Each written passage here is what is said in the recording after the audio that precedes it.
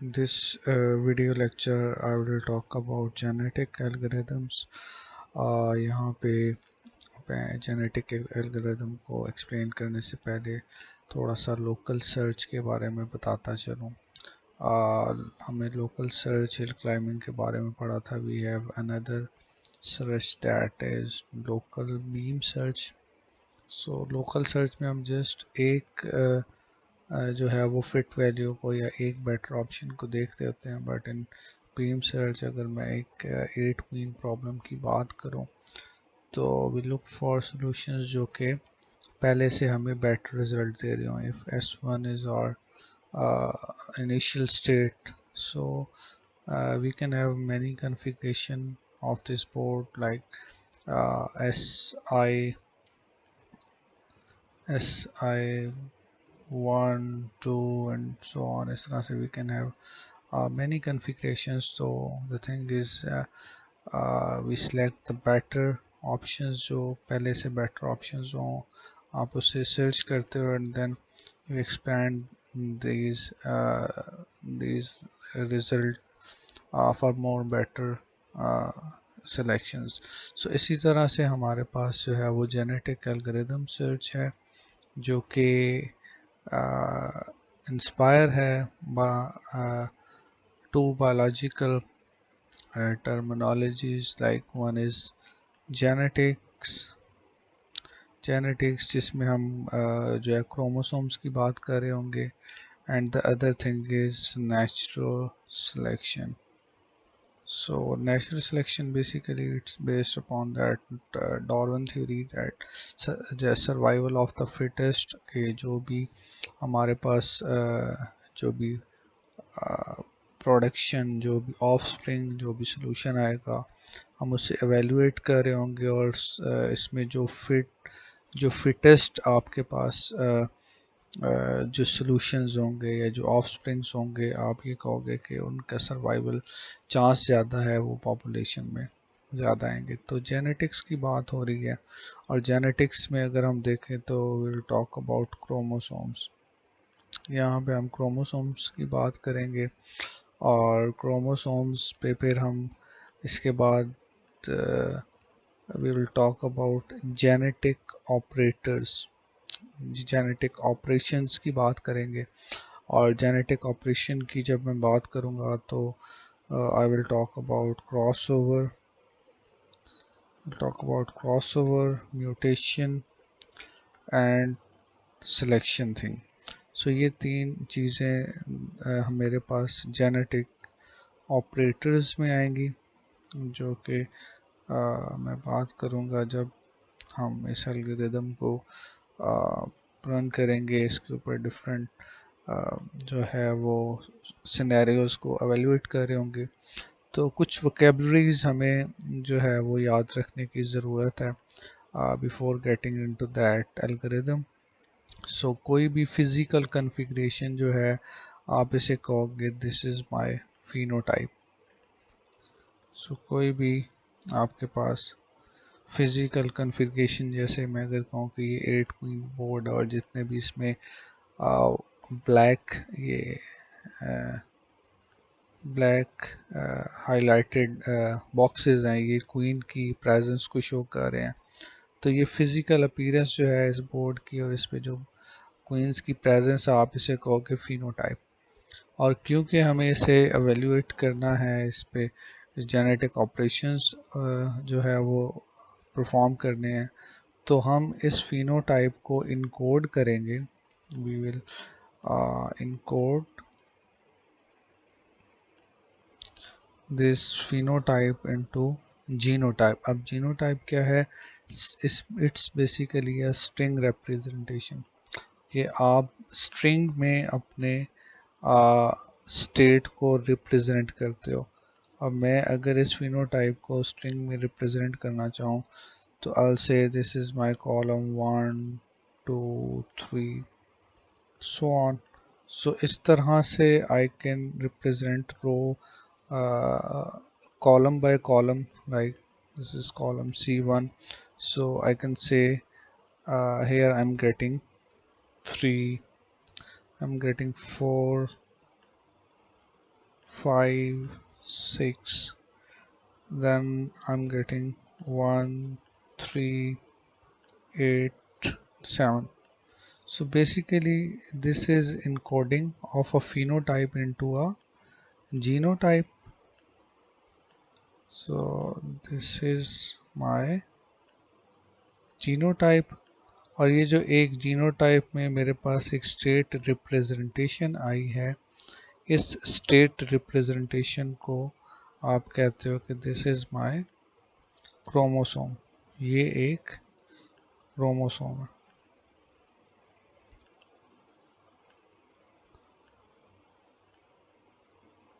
So this is a chromosome. और अगर इस क्रोमोसोम को, क्योंकि हमने जीए में कुछ वोकैबुलरीज यूज़ करनी है, तो यहाँ पे सिंगल लोकेशन, अगर मैं इस लोकेशन की बात करूँ तो this single location is a gene. अगर मैं लोकेशन पोजीशन की बात करूं इसमें तो इट्स नोन एज जीन। और अगर मैं उसकी वैल्यू की बात करूं, like if I am talking about 1, ठीक है, अगर मैं 1 की बात करूं तो इसका मतलब है कि I am talking about Aleel of that gene. तो ये कुछ जीए की जो वोकैबुलरीज थी जिसमें हमने फिनोटाइप को बताया जो कि फिजिकल स्टेट है, then we encoded it into a genotype और हमने उसे क्रोमोसोम का नाम दिया। क्रोमोसोम्स में हमने जीन को देखा और talk about allele. So we can decode it back to a phenotype. हम इसको दोबारा फिनोटाइप में जो है डिकोड कर सकते हैं। लेट्स सपोज मेरे पास अगर इस तरह का एक और स्ट्रिंग हो 1 2 3 4 5 6 7 एंड 8, ठीक है। तो I know I have 7 locations. तो इससे क्या होगा, मेरे पास इनकोडिंग क्या होगी कि यहाँ पे ऑन दैट डायगोनल लोकेशंस मेरे पास क्वींस आ जाएंगी और बाकी all spaces will be empty. तो मैं क्या कहूँगा कि this is my decoding, this is a decoding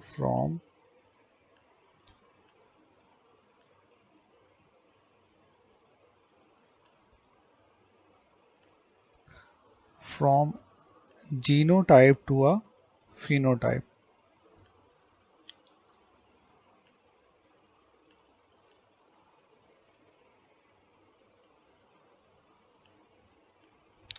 So this is all about the GA's vocabulary and basic concept. The basic concept is कि first you have some initial population. So यहाँ पे अगर मैं बात करूँ initial population की, population is basically collection of chromosomes. If I'm saying this as a C1 chromosome, this as a C2 chromosome, so if I have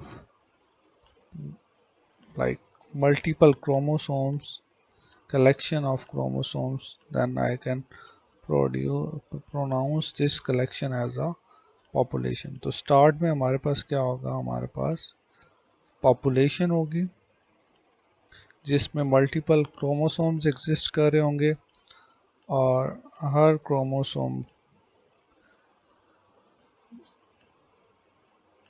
की कुछ ना कुछ fitness होगी, क्योंकि according to that GA concept, first we have a chromosome representation and then we'll talk about the natural selection thing. Natural selection is basically survival of the fittest. So अगर हम बात करें यहाँ पे इस n queen प्रॉब्लम की, तो हमने इनिशियल पॉपुलेशन बना ली, लाइक जो है वो रैंडमली हमने कुछ सॉल्यूशंस यहाँ पे बना लिए। अब ये हम जो सॉल्यूशन इस तरह से भी इसे विजुलाइज कर सकते हैं कि जिस तरह से रैंडम रीस्टार्ट हमने हिल क्लाइंबिंग में देखा था, यू हैव मल्टीपल एजेंट्स और वो क्या कर रहे हैं, वो मल्टीपल एजेंट्स आपके लिए मल्टीपल सॉल्यूशंस ला रहे हैं, तो you can populate your population with that concept also. So random restart से भी आप अपनी पॉपुलेशन को इनिशियलाइज कर सकते हो। सो हम इस एल्गोरिथम में पॉपुलेशन इनिशियलाइजेशन पे आ गए एंड वी नो कि it's just a collection of some chromosomes. और क्रोमोसोम क्या है, आप इन्हें कह सकते हो it's representation of some physical state. और ये फिजिकल स्टेट आपका रिजल्ट भी हो सकता है, जिसमें यहाँ पे अगर मैं कहूँ तो इन इन एन क्वींस को, ये जो 8 क्वींस हमारे पास प्रॉब्लम है, इन 8 क्वीन की प्लेसमेंट को हम कह रहे हैं कि इट्स अ फिनोटाइप, और ये हम एक सोल्यूशन की तरह कंसिडर कर रहे हैं। और हमारा जो है वो ऑब्जेक्टिव फंक्शन क्या है कि ज़्यादा से ज़्यादा क्वीन पेयर्स जो हैं वो नॉन अटैकिंग पोजीशन में हो, like queen pairs are in non attack non attacking position. So ये आपका, आप ये कह लें कि इसमें ऑब्जेक्टिव फंक्शन भी यही है। और objective function is to minimise that attacking queen.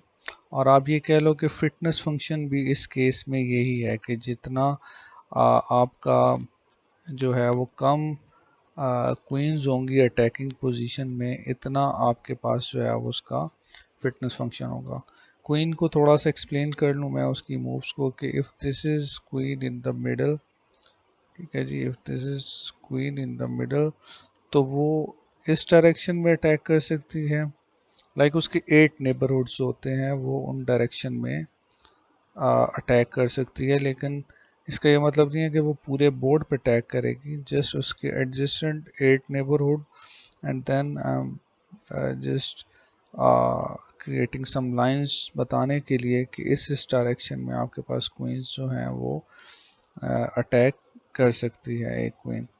और आपका ऑब्जेक्टिव ये है कि आप क्वींस पेयर को इस तरह से प्लेस करें कि कम से कम अटैकिंग पोजीशन में आए, तो इसका फिटनेस फंक्शन भी यही होगा। So let's start with the example. हम एक एग्जांपल ले लेते हैं, कुछ बोर्ड पोजीशंस को देखते हैं, उसकी फिटनेस मेजर करते हैं।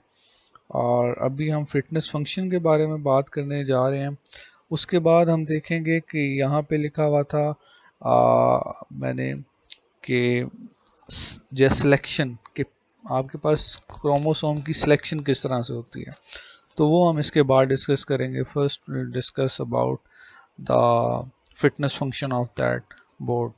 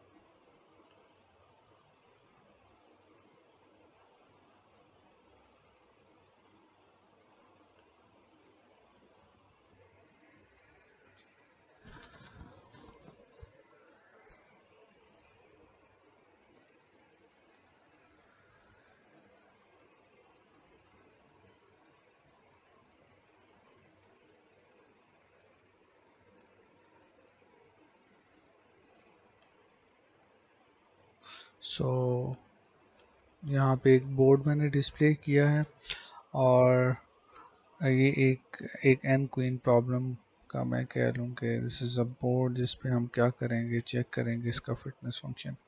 तो अगर इस क्वीन का मैं देखूं कि ये कितने क्वींस के पास अटैकिंग पोजीशन पे है, तो फर्स्ट मैं इसकी विसिनिटी ड्रॉ कर लूँगा कि ये किस किस पोजीशन पे अटैक कर सकती है।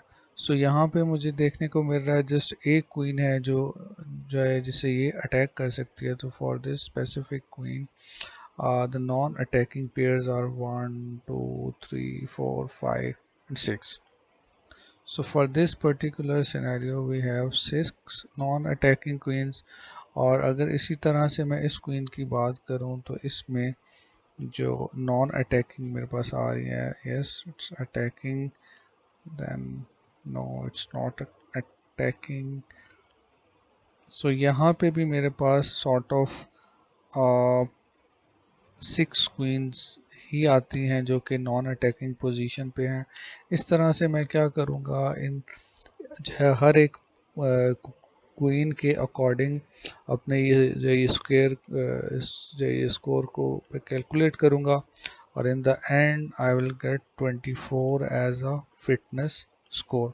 सो मेरा फिटनेस स्कोर जो होगा in this case will be 24, क्योंकि यहाँ मैंने डिफाइन किया था कि नॉन अटैकिंग पेयर्स जो हैं क्वीन के वो आपका फिटनेस स्कोर भी है और आपका ऑब्जेक्टिव फंक्शन भी है। तो जितना ज़्यादा ये स्कोर होगा उतना आपके पास ये बेटर होगा। सो ये हमारे पास एक फिनोटाइप थी जिससे हमने ये जीनोटाइप क्रोमोसोम बनाया। So let's take few board positions और इस दफ़ा हम जस्ट क्रोमोसोम्स की बात करेंगे। This is our chromosome C1 और मैं आपको डिफरेंट क्रोमोसोम्स बताऊंगा और उस पर हम जो है वो परफॉर्म करेंगे कि डिफरेंट क्रोमोसोम्स जब आए उनका फिटनेस स्कोर कैसे कैलकुलेट होता है, फिटनेस रेशियो कैसे होती है। तो let's see that. So here we have four chromosomes and यहाँ पे इसका फिटनेस स्कोर जो है वो मेंशन है। C1 क्रोमोसोम का जो फिटनेस स्कोर है दैट इज 24, C2 का 23, देन C3 का 20 एंड C4 का 11। सो यहाँ पे क्वेश्चन ये आता है कि how to measure a fitness ratio. Basically जब अब हम बात करने लगे हैं सिलेक्शन की कि आपके पास जो है सिलेक्शन किस तरह से होनी है। इट्स अ जेनेटिक ऑपरेटर और ये सिलेक्शन पे हमने जब सिलेक्शन की बात करनी है तो यहाँ पे मैं सबसे पहले बात करूँगा आपके पास फिटनेस रेशियो की। सो फिटनेस रेशियो आपके पास क्या है? Fitness ratio is basically fitness of i divided by summation of fitness of I.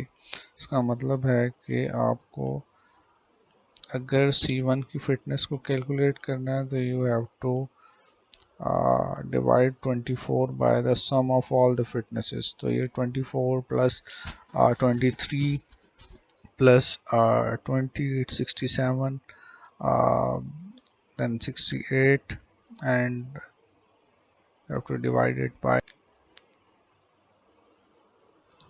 78 and then for C2 it's 23 by 78 and so on। सो इस तरह से आप इसके फिटनेस स्कोर्स को ये फिटनेस रेशियो को कैलकुलेट करोगे and after computing you get values like. So that's how you calculate fitness ratio. अब सिलेक्शन के लिए हमारे पास जो मेथड होते हैं, एक आप कह लो कि रैंक बेस होता है। इसमें हम रैंक्स असाइन करते हैं and the other is Rowlatt wheel.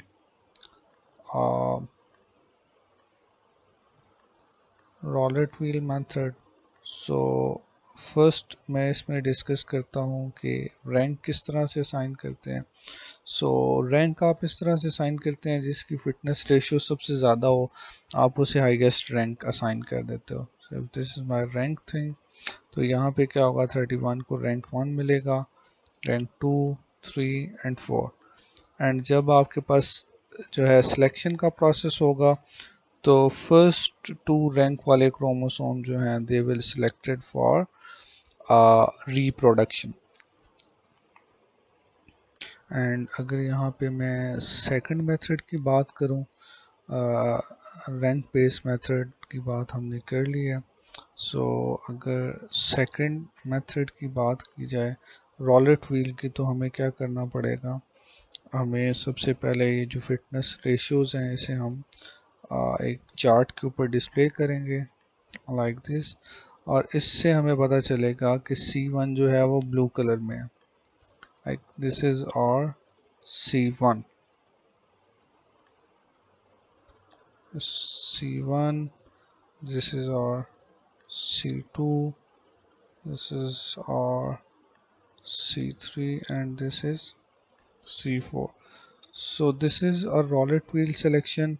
इसमें क्या है आपके पास, you have a पॉइंटर जो कि पॉइंट कर रहा है और आप इसे रैंडमली रोटेट करते हो, और जहाँ पे आके ये व्हील स्टॉप करेगा जिस बॉक्स के सामने, वो बॉक्स आपका सिलेक्ट हो जाएगा। आप इसे एक टाइम करोगे तो आपके पास एक एक क्रोमोसोम सिलेक्ट होगा, यू रोटेट इट लाइक आपको जितने भी पेरेंट्स चाहिए हों।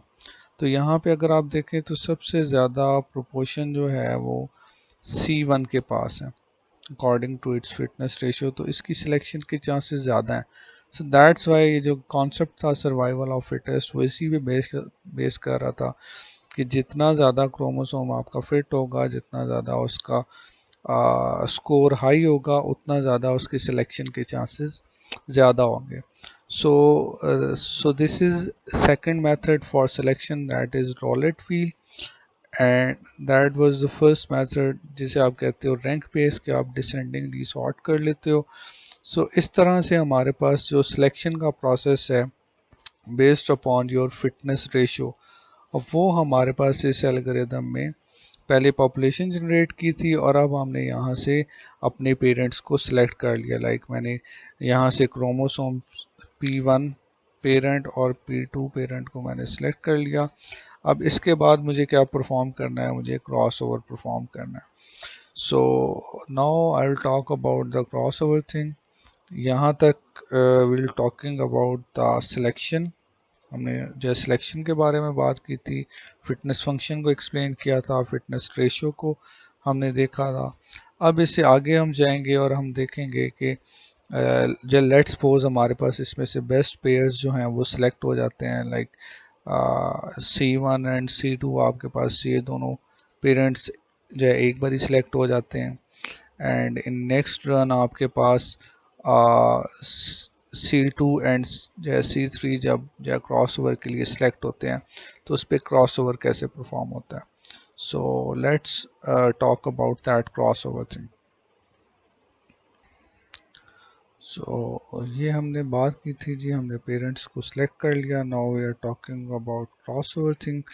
क्रॉस ओवर की जब हम बात कर रहे हैं तो हमने पेरेंट्स को यहाँ पे दोनों पेरेंट्स पे क्रॉस ओवर डिफाइन करना है। तो क्रॉस ओवर की हमारे पास बेसिकली 3 टाइप्स होती हैं। 1 पॉइंट क्रॉस ओवर होता है जी, 1 point crossover, then we have 2 point crossover, then we have uniform crossover. So ये कुछ हमारे पास क्रॉस ओवर की टाइप्स आती हैं। So in the first run I will explain के 1 पॉइंट क्रॉस ओवर किस तरह से परफॉर्म होगा। सो हम इन दोनों क्रॉस ये क्रोमोसोम्स पे एक लोकेशन हम डिफाइन कर लेंगे कि this is the cross over point. अब यहाँ से क्या करना है, आपके ऑफ स्प्रिंग्स ने जनरेट होना है। अगर मैं इस पोर्शन को हेड कह रहा हूँ आपके पास क्रोमोसोम के, and the remaining portion is tail, तो जब क्रॉस ओवर होता है तो आपको आपके पास जो नया ऑफस्प्रिंग आएगा, अगर मैं O1 की बात कर रहा हूँ, ऑफस्प्रिंग 1 की, तो ये C1 का हेड लेगा एंड देन C2 का टेल कंबाइन करेगा, तो इससे नया ऑफस्प्रिंग बनेगा। और अगर इसकी मैं वैल्यू आपको बताऊं तो दैट विल बी 327 एंड 48552।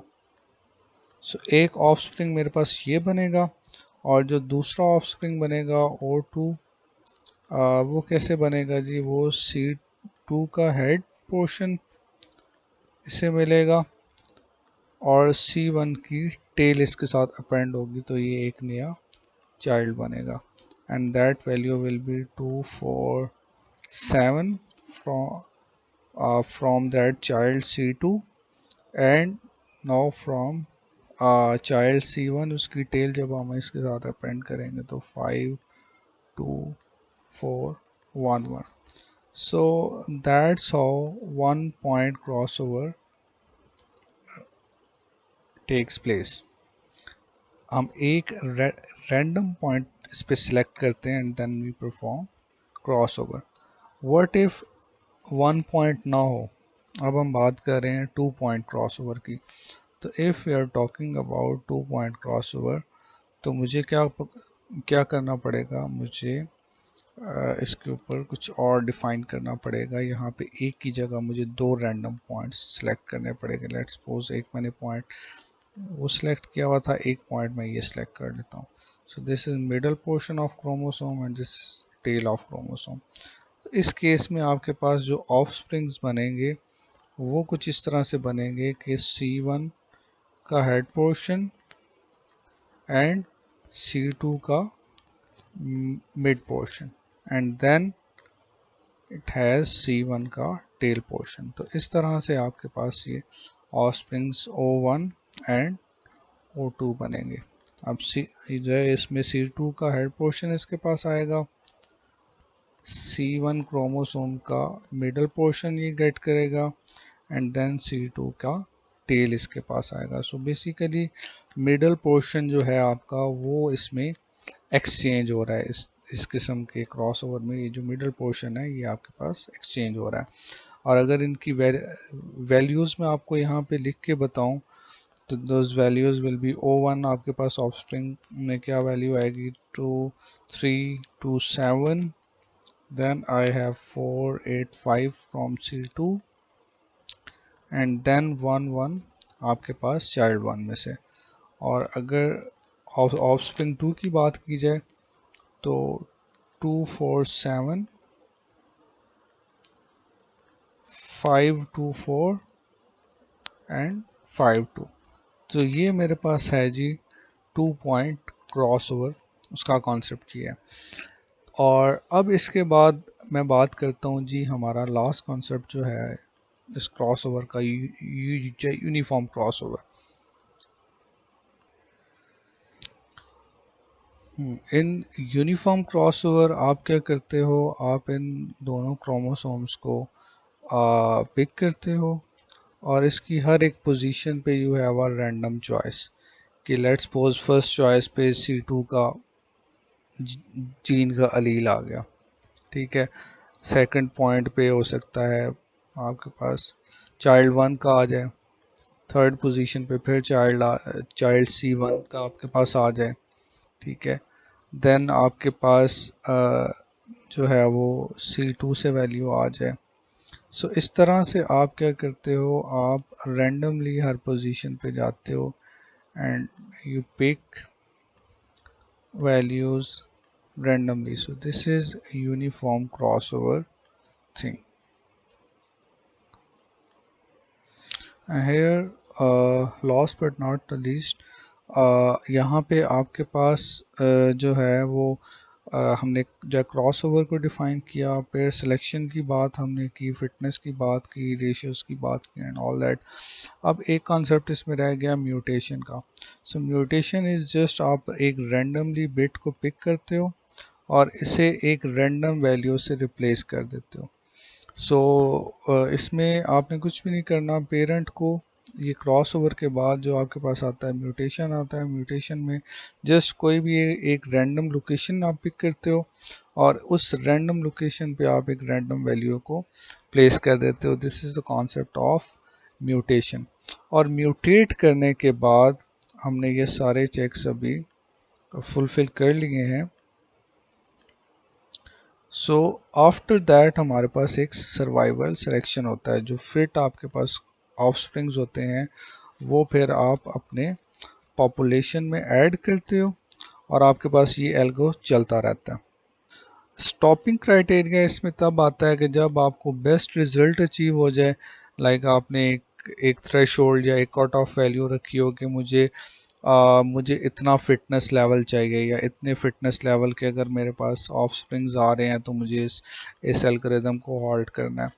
तो या वो आ जाए, या आप नंबर ऑफ जनरेशन्स कंप्लीट कर रहे हो। लेट्स सपोज आपने कहा हो कि मुझे इसको 10 जनरेशन्स तक लेके जाना है अपने ऑफ स्प्रिंग्स को।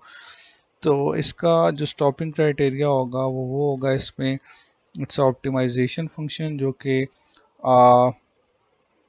जो कि आपके पास नॉन पॉलिनोमियल टाइम में जो सॉल्व होने वाले प्रॉब्लम हैं, जिस तरह से JTSP प्रॉब्लम हो गया, अ, तो इनके लिए ये जो यूज़ होता है। बट इसमें आपके पास कोई क्राइटेरिया नहीं होता स्टॉपिंग का कि like you don't have any thing. आप इसमें बस बेटरमेंट के लिए आप जाते हो कि you get better and better results, and stopping criteria will be that cutoff value, और you reach the number of generations चाहे जितनी प्रोड्यूस करनी हो, ये जब बेटर रिजल्ट्स आना आपके पास बंद हो जाए।